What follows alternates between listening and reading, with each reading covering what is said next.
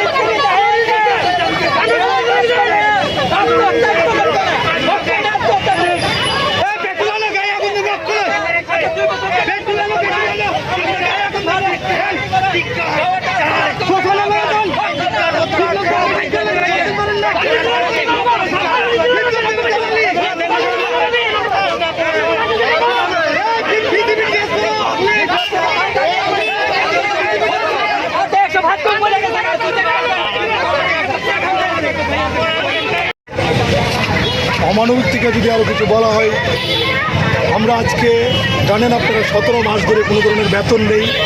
দপ্তর ষড়যন্ত্র করে, সরকার ষড়যন্ত্র করে আমাদেরকে বাড়ি পাঠিয়ে দিয়েছে। কীভাবে মানুষগুলি আছে আর্থিক সংকটের মধ্যে, আজকে দিনে 17 মাস দাঁড়িয়ে আছি, কোনো ধরনের অনুদান নেই। আজকে আমরা কোভিড বিধি মেনে এখানে আমরা আধা ঘন্টার জন্য আমরা একটা প্রতিবাদ স্বরূপ জানাচ্ছিলাম যে সরকার যাতে মানবিক দৃষ্টিভঙ্গি নিয়ে আগামী অগাস্ট মাসের মধ্যে আমাদের নিয়োগ করে। কিন্তু দেখলাম স্বরাষ্ট্র দপ্তরের পুলিশ টিএসআর স্বৈরাচারীভাবে আমাদের শিক্ষক শিক্ষিকাদেরকে লাঠিপেটা করে ট্যাঙ্গুলা করে গাড়িতে ওঠা নিয়ে যাচ্ছে। যখন আমাকে 4-5 জন টিএসআর পুলিশ এইভাবে লাঠিপেটা করলো, বুকে আমাকে প্রচণ্ড আঘাত করেছে, আমি তৎক্ষণাৎ রাস্তায় শুয়ে পড়লাম। আমি এখনও প্রচণ্ড বুকে পেইন করছে। আমি আর কিছু বলছি না।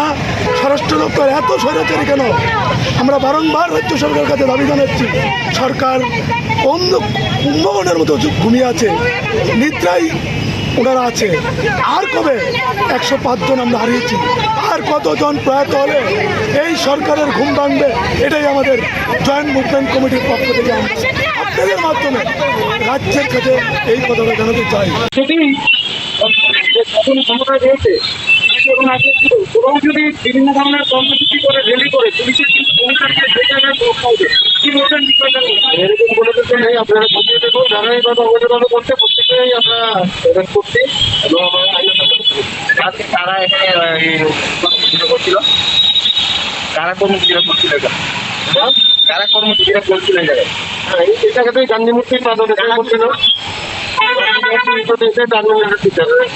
তারা কি আগে কোনো ধরনের পানি মিশন কোনো ধরনের কোনো অনুমতি বর্তমানে এবং আপনারা জানেন কোভিড সিচুয়েশন চলছে, এটুকু তারা না মেনে এখানে কর্মসূচি করছিল।